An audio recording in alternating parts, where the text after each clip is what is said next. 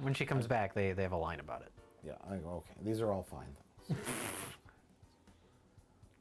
I just saw there was a little box of High C on the table there, and it just had the thought that, what if they had put Ecto Cooler in the movie?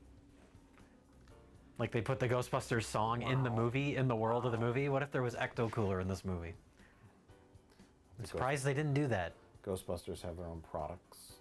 Oh my god, got little babies on that. See, that's actually an angle you could take, though. But they wouldn't make a Slimer drink. They would have their own products. But They wouldn't make a Slimer drink. But the idea of them, like creating all this merchandising and stuff, like, you could do something with that. They did save the world. I could see somebody writing a Ghostbusters song. That just happened to be the Ray Parker Jr. Ghostbusters song. So yeah, here's our ghost nanny Janosch, complete with ghost baby carriage. And a weird-ass outfit. Yeah. Well, he's supposed to be like a nanny. Nothing that's happening right now makes any sense. I always saw it as like, yeah, I guess a evil nanny. It always reminded me of Wizard of Oz with the. Flying Sure. off, it looks kind of like that. You know. But she's riding a bike, right? Yeah. Yeah. The witch is flying on a broom in that, right? Witch is flying a broom, but earlier on when it's still in Kansas, and Yeah. the tornado's going on, it's a bike. Yeah. She's just a mean old lady who becomes the witch in the dream. Yeah. In real life, she just hates Toto. So here's the equivalent of them being in jail scene, only this time we're not getting any exposition. It's just a scene. Though this is a No. good joke, though, with Bill Murray saying these guys are crazy. Yeah. Sure. Does the scene justify its existence by having that one joke, though? There's no purpose to this at this point. It's just a scene. You have to show that they're in the institution. I'm okay with this scene. That's the great thing about the jail scene in the first one, is we get a lot of information. Yeah. Yeah, this is sort of information we've. Yeah, heard it's just already. reiterating things we already know. Oh my god. So even though Dana Barrett knows that there's a supernatural threat that has her baby that she probably cannot do anything about on her own, she doesn't bother to try and find the Ghostbusters. She just goes right to the museum. What does she plan on doing? She's acting on instinct to save her baby, so. But what's she gonna do? Well, you know, it's She a knows baby. people that hunt ghosts. Why doesn't she try and find them? what is She she can't get a hold of them. They're in the mental asylum. But she doesn't know that. Maybe she tried to call. And what did she No, keep she didn't. She just fled the apartment and went right there. Why do you hate? Why do you gotta be a hater? In Ghostbusters I'm 2. just trying to find some logic in her actions.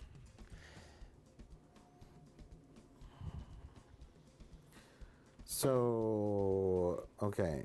Vigo wants a new body. Yes. Even though he comes out of the painting at the end, so he has a body. Yeah. What's a ghost body? He doesn't want a ghost body. He wants a baby body. Oh, that's right. They have to do this. I was like, why didn't he just go and fly a ghost out to grab a baby like 6 days ago? But they have to do it some ritualistic New Year's Eve yeah, thing. there's Yeah. some explanation for I it. forgot about that.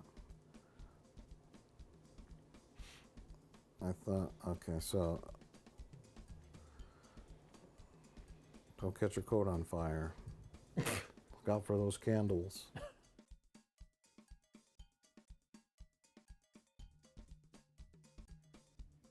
Well, now. Oh, go ahead. Go ahead. No, you go first. I was gonna say now she's wearing Venkman's coat. Is that like a passing of the "I don't want to be in this movie anymore" baton? Yes. I'm done with this. I'm Ripley. Damn it, get me out of here. She's got to kill time before the next Alien movie.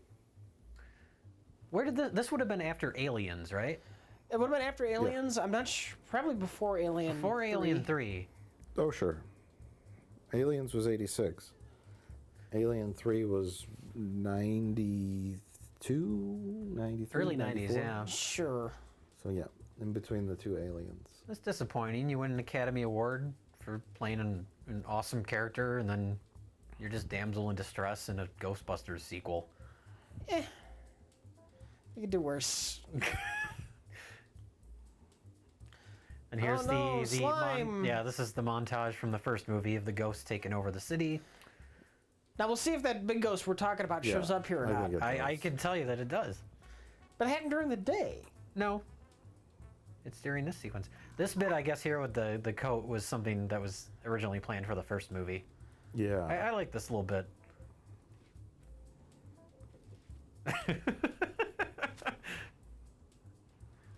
And then it scurries down the sidewalk.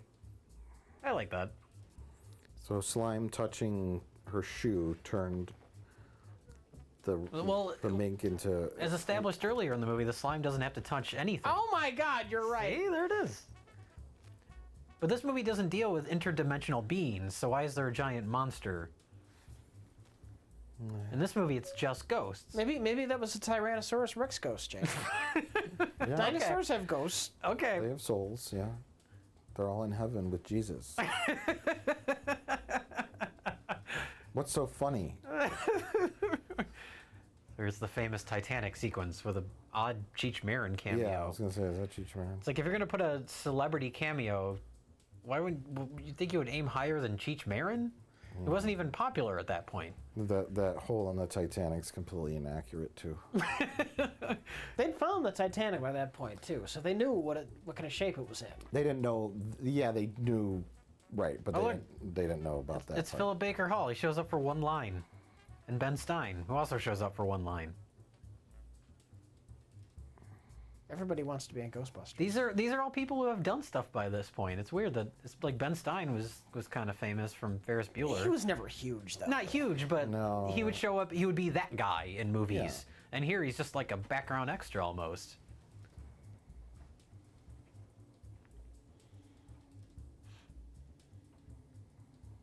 And Kurt Fuller still doesn't believe in ghosts, even though the city's run amok with ghosts. Yep. Yep.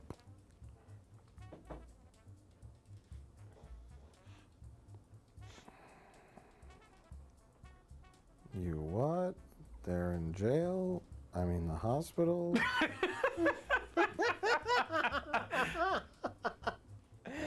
Mike, they changed it from jail to the hospital. That's something different, all right? They're breaking new ground. I was gonna say you actually see them leaving the psych ward in this, which is different, but you do see them leaving the jail in the first movie, so never mind. They get out. The they sky get is let out of- even the same effect. Yeah. Yeah, they have a line. He says, "Have you ever seen anything like this before?" And I was thinking, yeah, in the first movie. Yeah. What does that have to do with the slime? Hey, Oh look, he put on the suit. It's the end of the movie. Way He to be a has team player, Bill Murray. More power to him. More power to him. He has some funny stuff in this movie, but I know he didn't want to do it. So He- the fact that you get anything out of him is impressive. He understood that the first movie did not need a sequel. Yeah, he's not interested in living in the past. And you can hate him for that, but he's right and he's justified and he doesn't owe you anything. Exactly. And look at where his career has gone compared to Dan Aykroyd's. And I love Dan Aykroyd, I do. Sure, but Blues Brothers 2000. Yeah, I know. Bill Murray's taken some chances, tried some different things. Hasn't always been successful, but he's at least tried. I guess Dan Aykroyd tried. He made nothing but trouble. You're forgetting my stepmother was an alien, Jay. Oh God, you're right. I am. That's a classic. That's a classic. Coneheads. Oh Jesus. I actually, out of just random curiosity, recently rewatched Coneheads. Yeah. There's no jokes in that movie. There are no actual jokes. That whole movie is just Dan Aykroyd does something weird. And they eat Subway. And they eat Subway.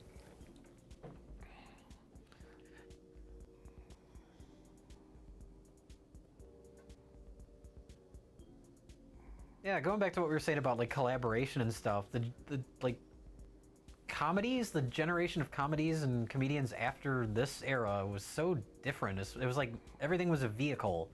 Like there's the Jim Carrey vehicles, there's the Adam Sandler vehicles. Like there's just Yeah. that one funny person, or supposed to be funny person. It was less collaborative, and that's kind of come back around now with like the Judd Apatow group, and where it's more of a collaborative effort to be funny and not just one person saying, "Look at me, I'm funny."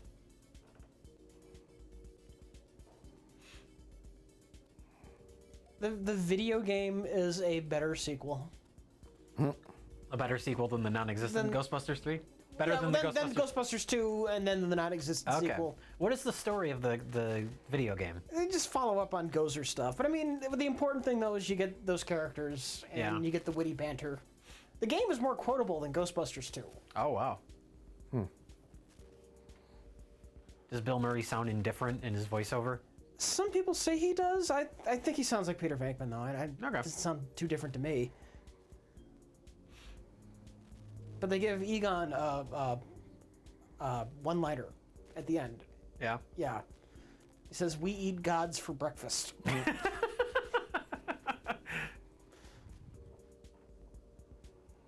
Oh, we're coming up on your favorite scene, Mike. What scene's that? Oh, you know what scene that is. Oh God. You know, I don't. I've tried to rewatch this movie a couple of times. I don't think I ever got this far.